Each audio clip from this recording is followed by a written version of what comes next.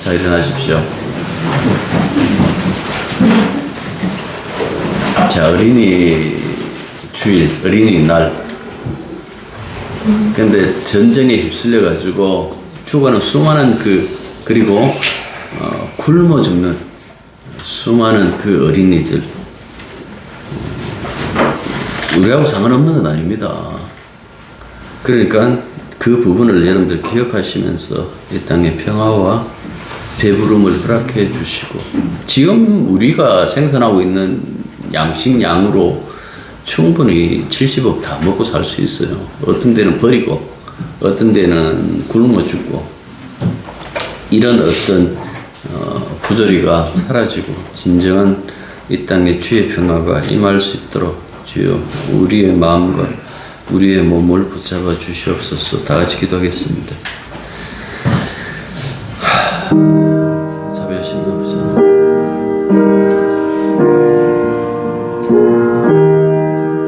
사랑받는 쪽과 미움받는 쪽이 갈라져 있고,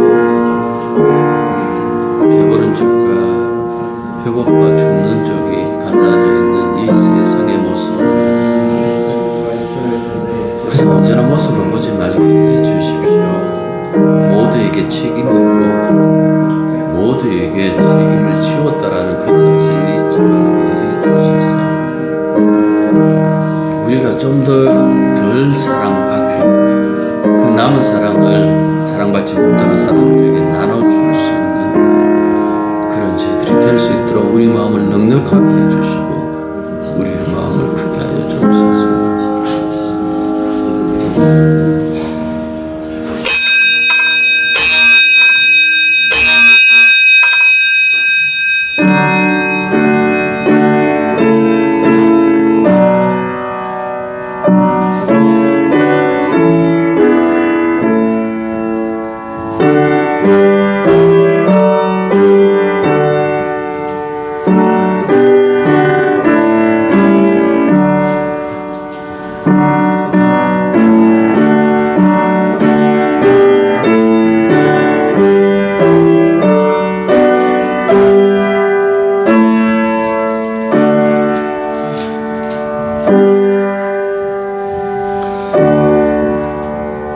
이 땅에 태어난 모든 어린이들이 주님의 사랑과 은총 아래에 자라날 수 있는 그날까지 우리가 날마다 세상을 돌아보며 하나님의 심정을 가지고 하루하루 살아갈 수 있는 저희들 되게 도와주시기만 간절히 바로 권합니다.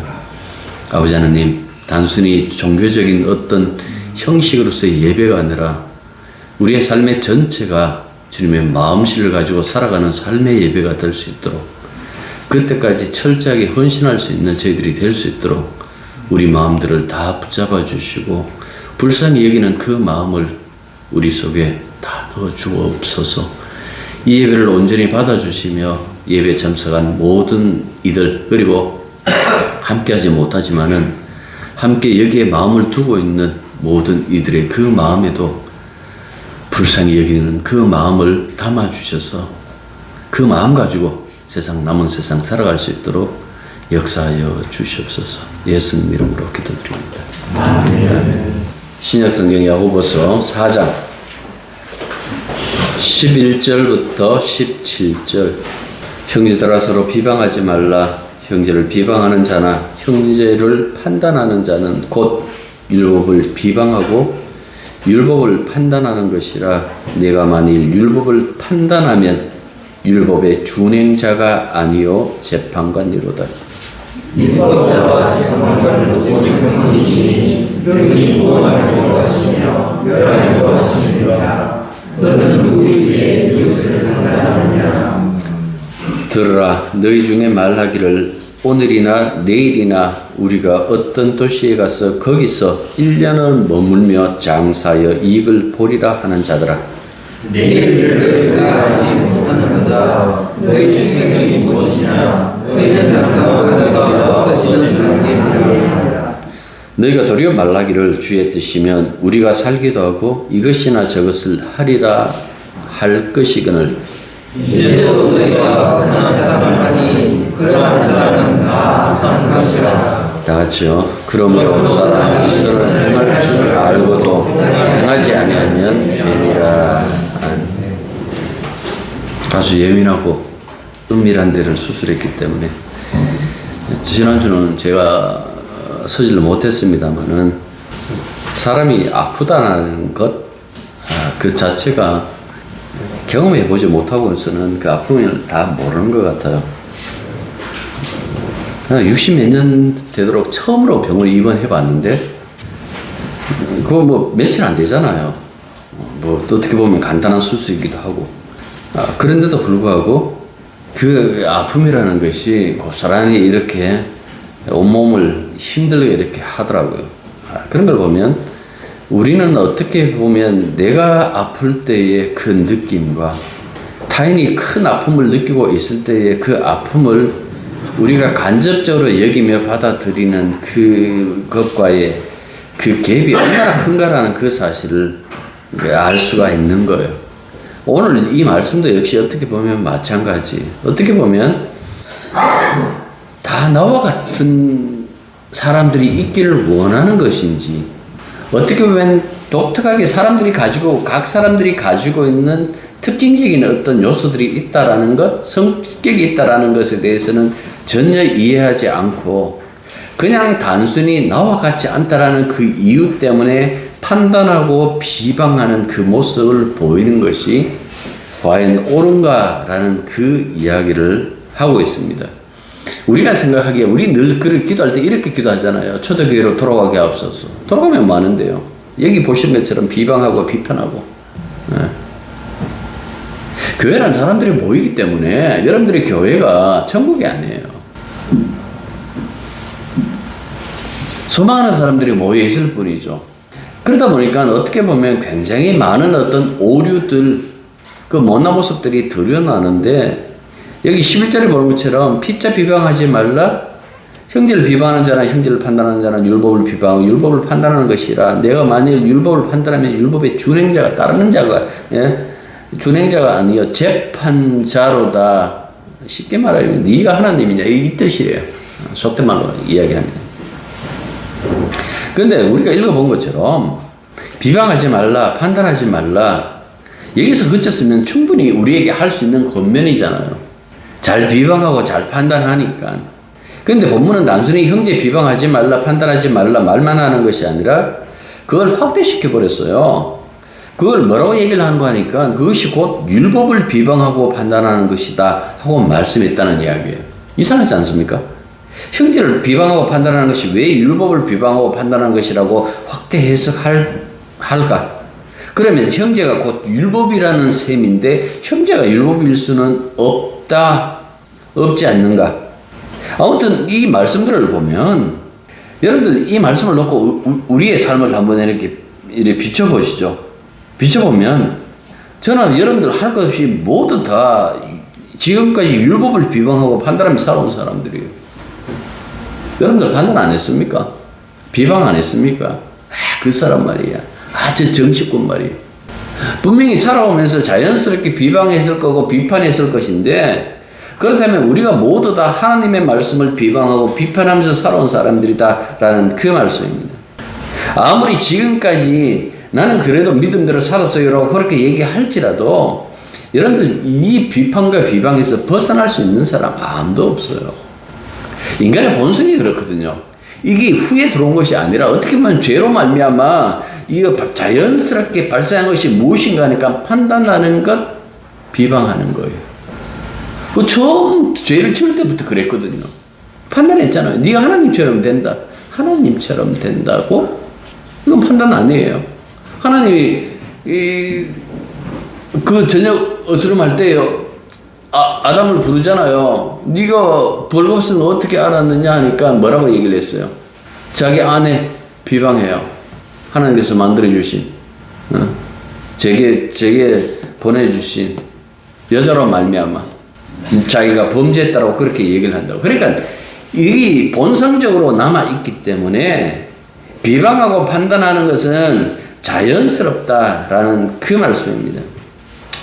그럼에도 불구하고 이 말씀이 충격적으로 다가오는 것은 그것 때문이죠. 왜 하나님 말씀을 비방하고 비판했다고 할까? 나는 분명히 하나님 말씀을 가지고 사람들을 비방하고 때로는 비판하기도 하는데 정당한 비판을 한다라고 그렇게 생각하는데 그 정당한 비판이라는 것이 수많은 사람들에게 상처를 주고 있는 그 상처를 나타내는 것은 무슨 모습일까?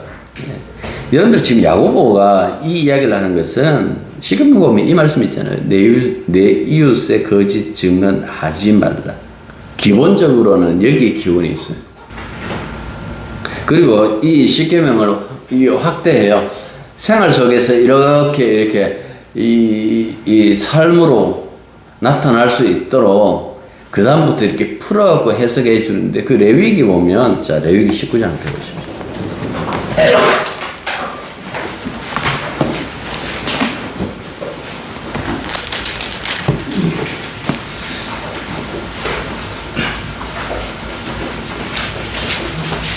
레위기 19장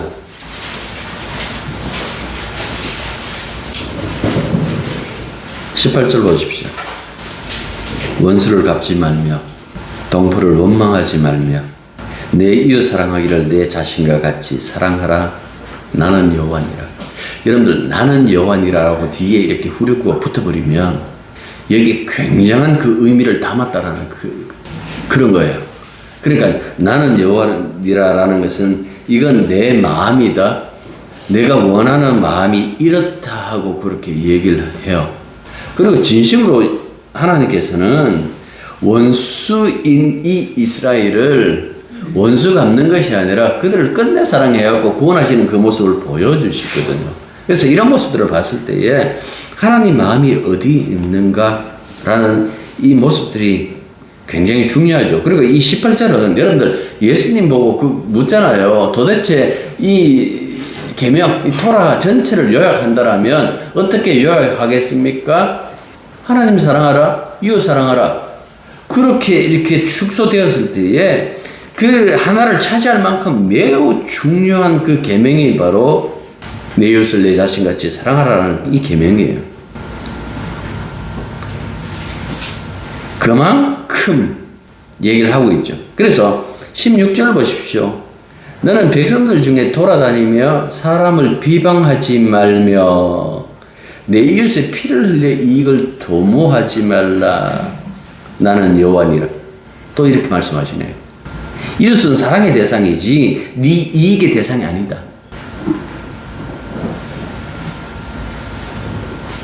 젊었을 때 친구, 부모 팔아 친구 산다 그러잖아요. 어떤 자가 친구일까요? 여러분들 친구가 안 돼서 여러분들이 이용해 먹는 사람 있으면 친구 안 해요. 그 친구 하지 마세요. 그런 애들은 빨리 끊어내는 것이 훨씬 나아요. 내가 손해본다 할지라도 친구를 위해서 희생해 줄 수 있는 사람, 친구가 아플 때 친구 옆에 곁에서 같이 밤새우면서 함께 할 수 있는 그 사람이 친구예요. 그 얘기를 하고 있잖아요. 돌아다니면서 사람을 비방하지 말라. 내 이웃의 피를 흘려 이익을 도모하지 말라. 사람을 이용해 먹지 말라라는 이야기잖아요. 사랑의 대상이다. 너 자신이다. 네가 네 자신을 미워하지 않는 한 그 사람도 사랑해야 된다라고 그렇게 얘기를 해요. 그러면 늘 한결같이 사랑하는 것만이 대수일까요? 그것만 요구하셨을까요? 17절 보십시오. 너는 내 형제를 마음으로 미워하지 말며. 여기서 나온 그 유명한 법조문이 하나 있죠. 죄는 미워도 사람은 미워하지 말라. 너는 형제를 마음으로 미워하지 말며 내 이웃을 반드시 그 다음에 뭡니까? 견책하라. 그러니까 무조건 오냐 하고 사랑하는 것만이, 예? 누가 죄를 짓는데 친구니까 같이 함께 죄를 지어야지. 그 친구 아니에요. 야 멈춰. 이건 아닌 것 같아. 이건 다른 사람들에게 피해주는 일이야. 하지 마라. 이게 친구예요. 그 얘기하고 있잖아요. 그러면 내가 그에 대하여 죄를 담당하지 않아. 이거 다만 함께 했기 때문에 죄를 같이 담당해야 된다는 그런 의미보다도 진짜 사랑하고 진짜 그 사람을 위한다라면 잘못된 길을 갈 때는 아니야 이거는 잘못된 길인 것 같다라고 얘기해 주는 것까지 나가야 된다라는 그 말씀입니다.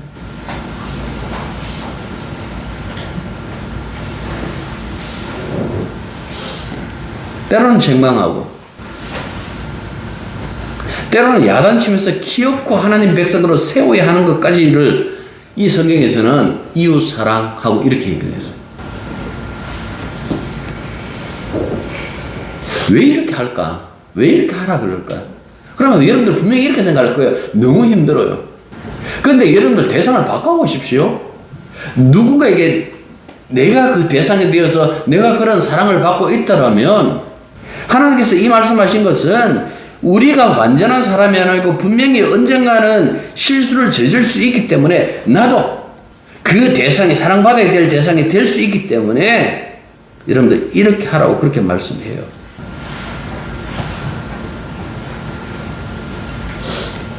바울사도도 그 얘기해요. 다른 사람 죄 지으면 가서 이 바르게 하면서 동시에 너 자신을 살펴봐라고 그렇게 얘기해요. 나는 그렇지 않는가라는 그 얘기죠. 그러니까 그렇게 할 만큼 어떻게 보면 모든 것을 속속들이 다 얘기하고 있는데요. 그럼에도 불구하고 우리가 비판하고 비방한다라는 것은 그러니까 타인은 내게 없다라는 이야기예요. 이건 비판의 대상이고 비방의 대상이지 진짜 사랑의 대상이 아니다. 그래서 어떻게 보면 그러니까 죄인이죠. 네, 맞는 말이기도 해요. 그러니까 죄인이지. 그 틀렸다라는 것은 아니에요. 야고보가 항상 하는 이야기가 뭔가 하니까 여기 교회다라고 얘기를 하고 있어요. 너희들은 새롭게 창조되었다라고 얘기하고 있는 거예요. 뭔가 완전한 것을 요구하는 것이 아니라 방향이라도 우리가 틀려 먹었다라는 이 세상의 방향이 틀려 먹었다라는 그 사실만이라도 이해하고 그렇게 살아가야 되지 않겠느냐라는 그 얘기죠. 입법자와 재판관은 한 분이시다. 내가 누구에게 이웃을 판단하냐라고 이렇게 얘기를 하잖아요. 그러니까 심판자라는 것이 뭡니까? 구원하기도 하고 멸하기도 하시는 분. 그러니까 네가 누구냐라는 것은 뭡니까? 그 주제 파악하는 거예요. 주제 파악하는 거. 나 죄인이야. 주제 파악했죠. 나 용서받았어. 여기서 주제 파악이 끝나는 건 아니에요.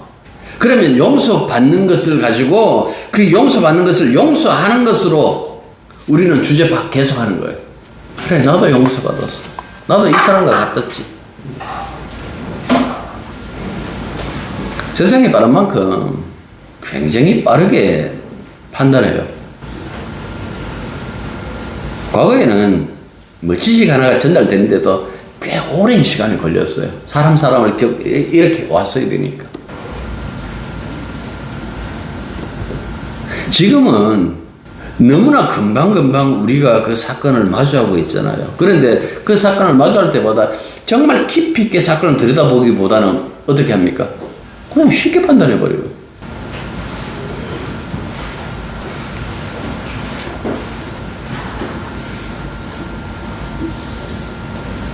그래서 예수님이 이런 말씀 하시죠. 야고보도 예수님 말씀을 생각하면서 이 말을 했습니다만은 마태복음 7장 1절부터 5절까지 제가 읽을게요.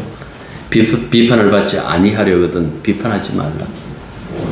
너희가 비판하는 그 비판으로 너희가 비판을 받을 것이요 너희가 헤아리는 그 헤아림으로 너희가 헤아림을 받을 것이라. 어찌하여 형제의 눈 속에 있는 티를 보고 내 눈 속에 있는 들보는 깨닫지 못하느냐. 보라, 내 눈 속에 들보가 있는데 어찌하여 형제에게 말하기를 나로 내 눈 속에 있는 티를 빼게 하라 하겠느냐. 외식하는 자여, 먼저 내 눈 속에 들보를 빼어라. 그 후에야 밝히 보고 형제의 눈 속에서 티를 빼리라. 왜 이 말씀하셨을까요?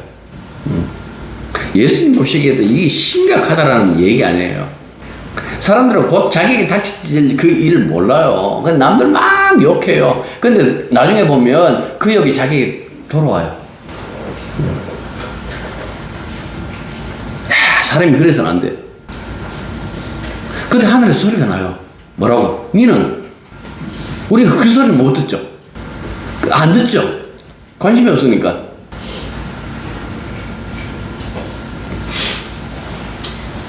주님이 금하신 이 비판, 이게 정당한 어떤 경고가 아닌 것은 하지 말라라는 어떤 그 지혜를 얘기하는 것이 아니라 인간은 비판할 자격과 위치에 있지 않다는 것을 말씀하고 있는 거예요. 비판하지 말라는 것은 종말에 하나님의 그 심판을 염두에 둔 경고예요. 모든 사람은 하나님의 심판대 앞에서 그 판단받아야 될 존재이지 자기가 하나님처럼 굴 수 있는 존재는 아니다라는 그 말씀이죠. 그래서 오늘 이 말씀을 인용을 하는 이 야고보서는 뭐라고 합니까? 재판관은 한 분이시다. 쉐마 이스라엘. 거기서 하나님은 한 분이시다. 신명기 6장에 그 쉐마 이스라엘. 하나님은 한 분이시다. 이 이야기는 뭡니까? 창조주도 한 분이시고 심판주도 한 분이시다. 구원주도 한 분이시다. 이 이야기잖아요.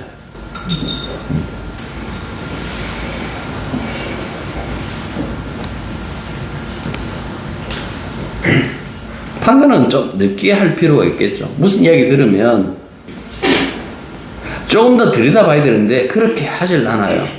앞서도 말했지만은 순식간이에요. 일사천리로 그냥 빠르게 판단해 버린 거예요. 그렇다. 그리고 자기 판단이 틀렸을 때에 정말 그 용기 있는 사람은 내가 잘못 판단했다고 얘기하는 사람이에요. 근데 그 얘기를 안 하죠. 기계도 가끔씩 오류가 나요. 근데 인간은요. 인간 그 자체가 오류예요. 그래서 야고보서는 그냥 이걸 갖고 그래 비판하지 말아야지 비방하지 말아야지 여러분 결심해 보십시오. 떨어서 하고 욕해요. 뉴스 보다가 또 욕해요. 저런 새끼 저거.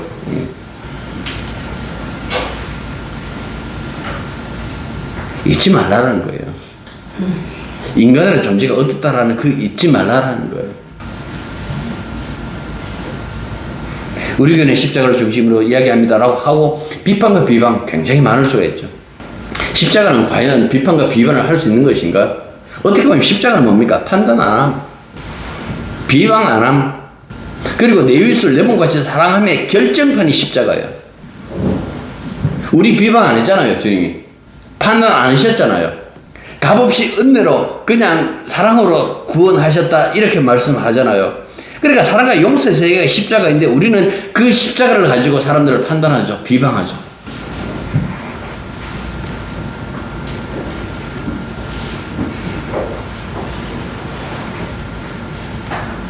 이단에 대해서 진짜 완전히 대놓은 이단 같으면 몰라도 형제자매를 판단하고 비방한다는 것은 어떻게 보면 아직 이런 거죠. 진짜 주의 사랑에 완전히 물들어 살아야 되는데 물들지 못하고 겉도는 것처럼. 그래서 때로는 입법자 노릇도 하고 재판관 노릇도 하면서 사는 거예요. 제가 지금 이 말씀드린 것은 우리는 비판하지 맙시다, 비방하지 맙시다 그 얘기가 아니라 순돌릴 틈이 있을 때에 생각하자는 이야기예요. 우리 죄인이지, 우리 투성이지. 하나님이 결국 심판하시고 판단하시는데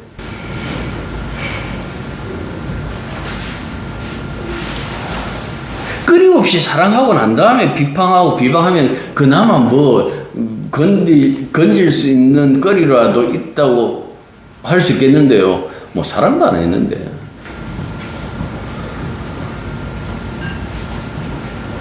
(13절부터) (17절까지) 이렇게 보시면 이런 말씀이에요. 네 신앙이 아니냐. 근데 네 삶 들여다보는데 주님이 없는데 이 얘기예요. 왜 너는 네 인생이라고 생각하지? 분명히 신앙이라면 주님의 통치 아래에 있다라는 것을 기억하고 살아야 되는데 17절은 그거예요. 사람이 선을 행할 줄 알고 이거는 착한 일을 할 수 있는 기회가 있었는데 안 하면 죄다라는 얘기가 아니라 여기서 선하고 여러분들 선 동그라미 해놓고 쭉 빼놓고 이렇게 쓰십시오. 주의 뜻. 여기 선은 주의 뜻을 얘기하는 거예요.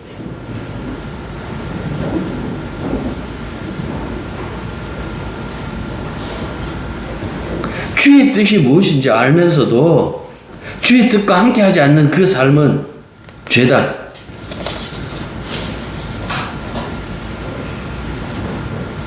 주의 통치 아래서 살아가면 주님과 함께 사는 것이 마땅한데도 그렇지 않으면 그것이 죄다. 그 얘기하는 거예요. 13절 보십시오. 들으라 너희 중에 말하기를 오늘이나 내일이나 우리가 아무 도시에 가서 거기서 1년을 유하며 장사에 일을 보라는 자들아. 대단한 사람들이 가지고 있잖아요. 계획, 목표, 포부. 그런데 이어서 뭐라고 얘기를 합니까? 내일 일을 너희가 알지 못하는도다. 너희 생명이 무엇이냐. 너희는 잠깐 보이다가 없어지는 안개니라. 이거는 분명히 이거 시편을 인용한 것이고요. 인간의 무력감을 지적하는 거예요. 그럼 우리는 잠시 있다가 없을 안기기 때문에 무계획? 물론, 이현주 목사라고 그분 책 보면 있어요. 아무 일 안 하고 잘 산다. 계획이라도 세우고 살면 안 되나요? 포부가 없어야 되나요? 방학 때 분명히 학교에서 방학 계획, 요즘도 만드는지 모르겠는데, 방학 계획 매일매일 할 일을 우리가 적어놓고 이렇게 하잖아요. 물론, 그대로 하지는 않지만. 계획 없이 사는 것이 신앙인가? 17절에 제가 뭐라 그랬습니까? 주의 뜻 얘기했죠. 다르게 말하면, 주님과 멀어지는 것이 죄다라고 그렇게 얘기할 수 있잖아요. 여러분들 포부를 갖지 말라는 것 아니에요. 여러분들이 어떤 희망과 소망을 가지고 있고 어떤 계획을 가지고 있지 말라는 것 아니에요. 주 안에 살라는 이야기예요. 이 바울의 언어로 쓰면 주 안에 살라는 이야기예요. 신앙을 포기하지 말라라는 이야기예요. 분명히 두 개가 이 갈등을 일으키고 부딪힐 거예요. 부딪힐 때 여러분들 어느 쪽 선택하실래요? 신앙을 선택하면 여러분들 주님께서 여러분들을 성공시켜 줄 거 그렇죠? 안 그래요. 분명히 더 큰 어려움을 당해요. 그러면 이런 질문을 할 수 있겠죠. 내가 꼭 이렇게 살아야 되나?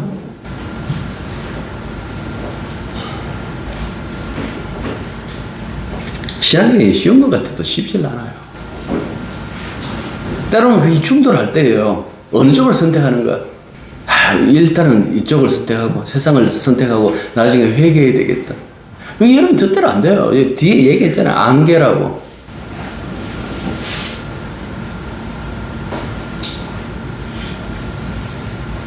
그러니까 하루 돋을 수밖에 없는 거예요. 그 작은 일부터 신앙을 생각하고 신앙에 대한 그 결정. 여러분들 그 식사 시간에 밥 먹기 전에 가끔씩 저도 뭐 잊어버립니다만 그 기도하잖아요. 그 단순히 그냥 식사니까 기도하는 이 습관화 되었는데 그걸 좀 더 여러분들 좀 더 깊이 있게 본다라면 식사에 놓고 기도한다라는 거 나 크리스찬이지? 나 예수 믿는 사람이지? 그거 다시 가는 거예요. 그 기도가 얼마나 이쁘냐, 얼마나 잘하느냐, 그거 중요하지 않아요. 다시 확인하는 거예요. 나 예수 믿는 사람이지. 그거 잊지 말고 살아라. 라는 그 얘기예요. 주의 뜻이라는 이 단어 나왔잖아요. 예. 이 굉장히 오용되잖아요. 사람들이 늘 특히 우리 젊은 친구들이 그 얘기를 하요. 목사님 주의 뜻이 어디인지 모르겠습니다. 근데 가만히 생각해 보십시오. 주의 뜻이 무엇이냐라고 묻는 그 자체가 보면 내가 어느 쪽에 서야 내게 이익이 되는지 나는 아직 모르겠습니다. 그 뜻이에요. 어느 방향이 나에게 이익이 되는지 더 유리한지 나는 모르겠습니다. 그때의 주의 뜻이라고 이렇게 10중 8구 그렇게 써요. 그러면 이렇게 대답합니다. 네 하고 싶더라. 대신 예수 믿는 거 포기하지 마라. 이게 주의 뜻이에요.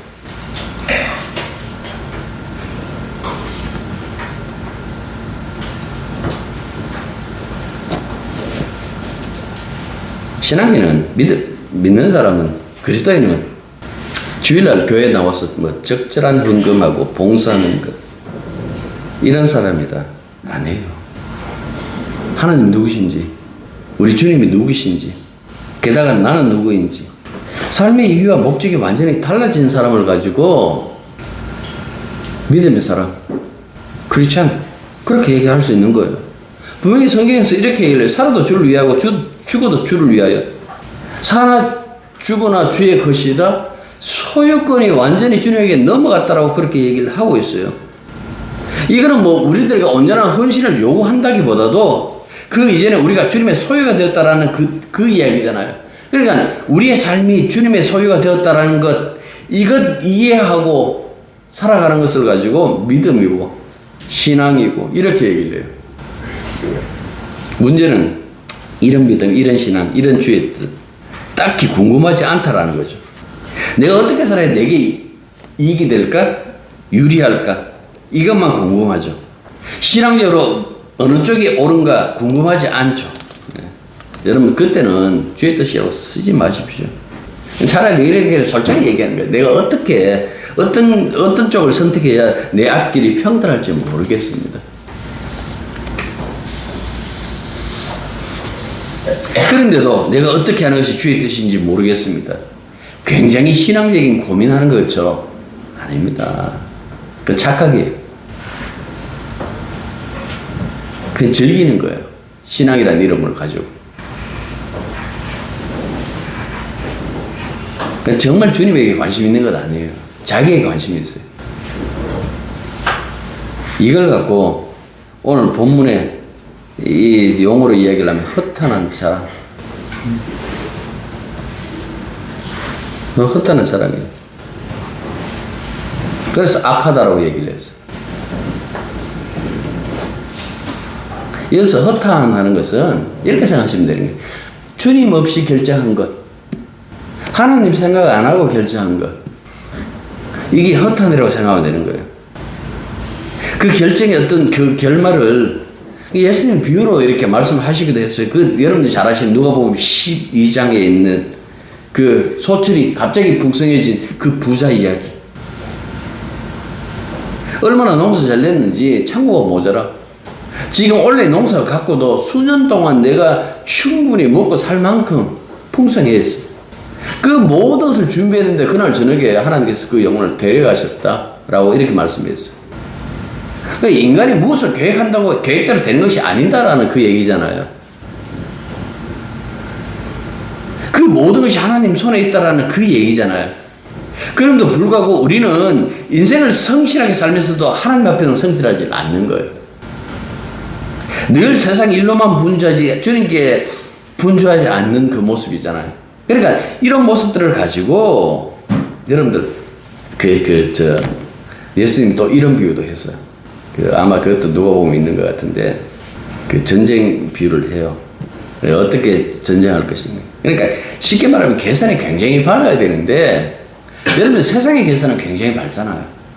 근데 이 세상 모든 것을 다 얻고도 생명을 잃어버리면 무슨 유익이 있을까? 시황이 진나라를 통해 가지고 완전히 중국 통일해도 뭐 해요? 죽어버렸는데 지금 광학이 됐는데.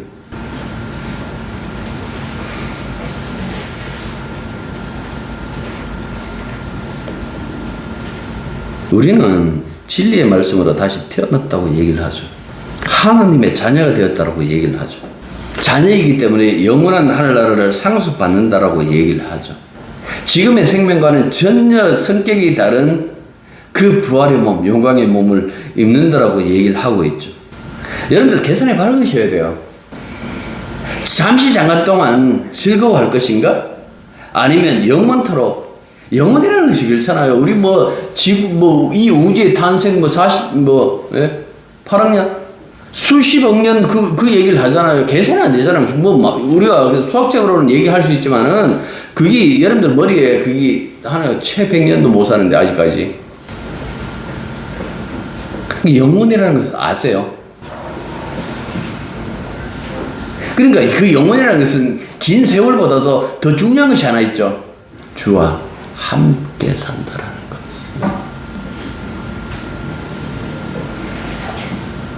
진짜 내게 무엇이 이기고 무엇이 손해인지 모르면 별로 없습니다. 에서 그랬잖아요. 장자.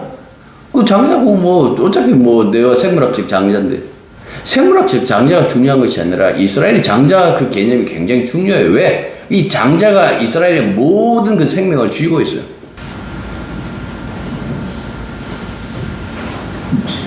이걸 히브리서에서 뭐라고 얘기를 하는 게 에서의 이 행동을 가지고 망령된 행동 이렇게 얘기를 했어요. 근데 에서의 길을 가는 사람들이 굉장히 많죠. 여러분들 정말 중요한 것은요, 눈에 보이지 않는 법입니다. 보이는 것이 중요한 것이 아니라 보이지 않는 것이 굉장히 중요해요. 진짜 중요한 것은 보이지 않습니다. 믿음은 그런 거예요. 보이는 것 가지고 여러분들에게 막 유혹하질 않아요. 보이지 않는 것을 얘기를 해요. 그러니까 그 보이지 않는 것에 내가 정말 그 주님과 함께 살아간다라면 비판과 비방하기 이전에 주님의 사랑이 필요하다라는 그 사실을 알고 살았으면 좋겠어요. 우리도 자랑해요. 대신 바울이 그런 얘기를 해요. 너희들 자랑하고 싶으면 주 안에서 자랑해라. 우리가 어떤 사람인 줄 알아. 우리가 어떤 영광 속에 있는 줄 알아. 세상에 잠시 있다가 보여지는 것 그거 말고 내 새 차 샀는데 내 새 아파트 샀는데 이게 잠깐이에요. 세월 지나가니까 그게 만족스럽지 않나요? 근데 그런 것이 아니라 진짜 영원하신 그분과의 그 만남, 그 속에서 우리들에게 베푸신 한량없는 그 사랑. 여러분 끊임없이 도전하는 그 인생이 아름다운 건 아니에요. 진짜 아름다운 것은 주님과 연합해서 교제하고 있는 그 인생. 주님과 동행하는 인생이 진짜 아름다운 인생이에요. 예수 믿는 사람은 이 아름다움을 잊지 말라고 불렀다라는 그 말씀입니다. 그러니까 그 부름 속에 있다라면 단순히 그냥 비판하지 말라, 비방하지 말라. 그래 오늘이라도 내 비판 안 하고 비방 안 할 거야. 이렇게 마음 먹지 말고 이게 다 주님과 동행하자는 얘기구나. 주님과 동행하는 것, 주님의 뜻을 따르는 것. 이 아름다운 인생이 이거 뭐 아름다움이라고 얘기할 수 있잖아요. 이 아름다운 인생이구나. 이 아름다운 인생에서 벗어나지 않는 여러분들이 되시길 바랍니다. 기도하겠습니다.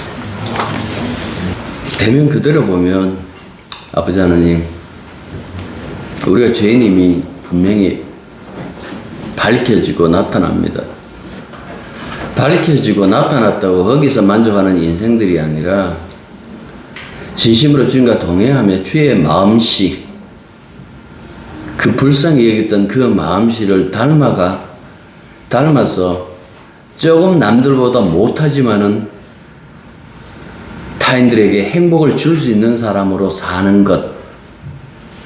조금 남들보다 가진 것이 적지만은 그럼에도 이웃과 웃으면서 함께 살아갈 수 있는 그런 사람이 되는 것. 이것이 하나님의 뜻인 줄 알고 하나님의 마음인 줄 알고 우리가 언제나 그 마음씨 배워 그렇게 살아갈 수 있는 저희들이 되게 도와주시옵소서. 단지 돈으로 모든 것을 해결하려는 그런 이 세상 속에서 진심으로 사랑으로 손길로 다가설 수 있는 그 예수 믿는 사람의 진정한 모습을 우리가 상실하지 않도록 늘 우리를 붙잡아 주시옵소서. 예수님 이름으로 기도드립니다. 이제는 우리 주 예수 그리스도의 은혜와 하나님의 크신 사랑과 성령의 교통하심과 교사하심이 진실로 나의 계획을 따라 사는 인생이 아니라 주의 뜻에 동참해져 있음을 깨닫고 주와 함께 동행하기로 다짐하는 당신의 백성들 위해 이제부터 항상 함께 있기를 축원합니다.